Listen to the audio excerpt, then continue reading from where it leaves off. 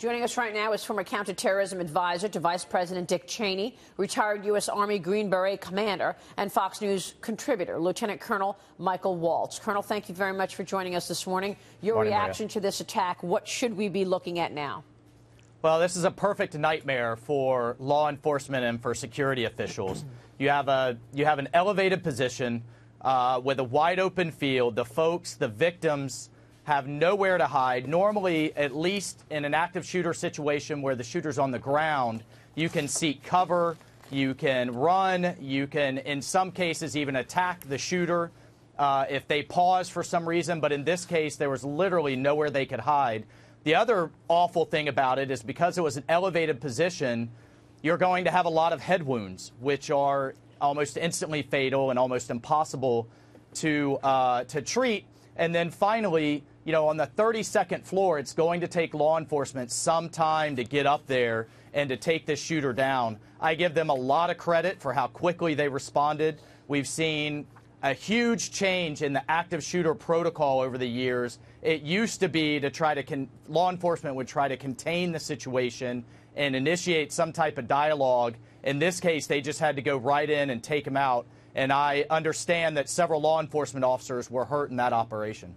We want to just get in that apparently Mary Lou Danley is no longer a person of interest.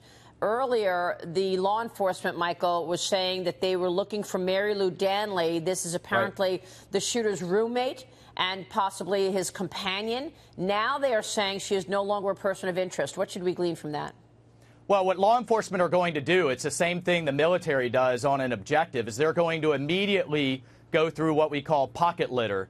That's any type of identifying material that the shooter in this case would have on them. My understanding is that he had some type of club card with her information. They're going to go through cell phones, they're going to go through pocket litter and try to find any other accomplices and start taking them down before they can react. And I think that's what they tried to do here. What was so important about those two vehicles? There was a Hyundai that they were looking for and one other car. They have located those cars. What are they going to be looking at in those vehicles in terms of getting information about the motive? Well, same thing. They're going to look for any type of ancillary, either firearms, possibly even bombs, any type of pocket litter or identifying material that they're going to be able to act on as quickly as possible. And Maria, can I just point out something else, you know, that really struck me here was the amount of rounds that this sick individual put out of those weapons. If you had over 250 victims, either wounded or dead, assuming, you know, sadly here, assuming that one bullet hit each victim, he was firing for quite some time. That automatic weapon fire that we're hearing from some of the video that was taken on the scene makes as a veteran, it makes my skin crawl. I mean, it sounds like a full-blown combat scene, and either he had some type of illegal automatic weapon or he was up there for quite some time pulling that trigger. Michael, just quickly update. So, as Maria was pointing out, Mary Lou Danley is no longer being sought out as a person of interest. That the Las Vegas Metro Police Department detectives have made contact with her, and they don't believe that she is involved with the shooting in Las Vegas on the Strip. They do continue to seek out the Hyundai Tucson, one of those two automobiles. The other one was a Chrysler Pacifica. They are looking for that, but given the vast size, Michael, of this crime scene, both where the concert was and a large swath of the entire hotel, how long are we talking about? Again, we had a former FBI agent who worked on the scene of the Gabby Gifford shooting, and he said that was a strip mall and that was a crime scene for 7 days. Well, they're going to have to lock this down for some time. Fortunately, with it being in Las Vegas and there's, you know, cameras everywhere, both to protect the casinos, you know, and their financial assets, I think you will quickly be able to see how often he visited. Did he visit other hotels? Was he casing the scene for quite some time? I mean, this took a level of planning. And what I was getting to earlier with the amount of rounds that he was firing, magazine changes that he would have had to undertake, I would not be surprised to see some type of law enforcement or military training in his background. That's Steve. You said this person was trained earlier as well. Yeah, absolutely. Steve Rogers with us, Mike. And Michael, one point, although the woman is no longer a person of interest, it's not impossible that the police did get some information from her, which obviously eliminates her, but they could have got a good lead from her, don't you think? Well, that's right. And you know, this is when you just start trying to take down a network, if there was one, that they're going to try to act on that information as fast as possible and to get ahead of any accomplice that's either trying to escape or any accomplices that may be trying to do some type of mirror attack. When you say take down a network, it sounds like you think that there are others involved here that they have yet to identify.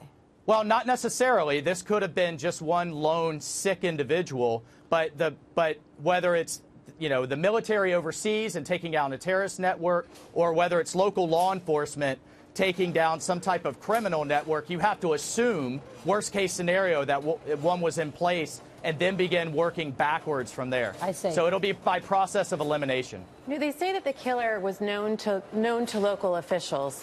And one of the things that Steve was talking about earlier is one of the most important things that we're going to find out here is motive. Do you think what he was known for to local officials might help them understand what the motive of all of this was? Or how do they go about finding the motive? And what does that mean that he was known to local officials from your standpoint? Was that for me, Maria? Yeah. Oh, so sorry. Yeah, look, obviously he had some type of priors and some type of criminal background to where he was known. But, you know, I want to go back to one of your guests just mentioned motive. And the police, the local sheriff department is saying that this was not a case of terrorism. And I'm sure in the coming days there will be some debate about what we're defining as terrorism, that if this individual had been from the Middle East, you know, we probably would have there'll be an accusation that folks would have automatically assumed it was terrorism.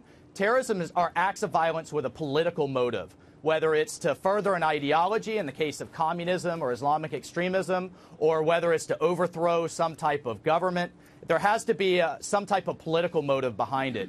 In this case, if you just had a mentally deranged individual acting out in the case of violence, that would not necessarily be called, quote-unquote, terrorism by definition, though obviously this is just a horrific act. Well, he's obviously terrorizing people, Steve Rogers, and that's the bottom line. And the law enforcement have said that they do not believe he has any ties to Islamic terrorist groups. Right. But this certainly feels like terrorism. Well, it is terrorism. To Mike and Lee's point, this is why it's important to get into the computers, to get into the social media platforms that he was visiting. What did he say? Was there a lot of hate? Was there a lot of bias?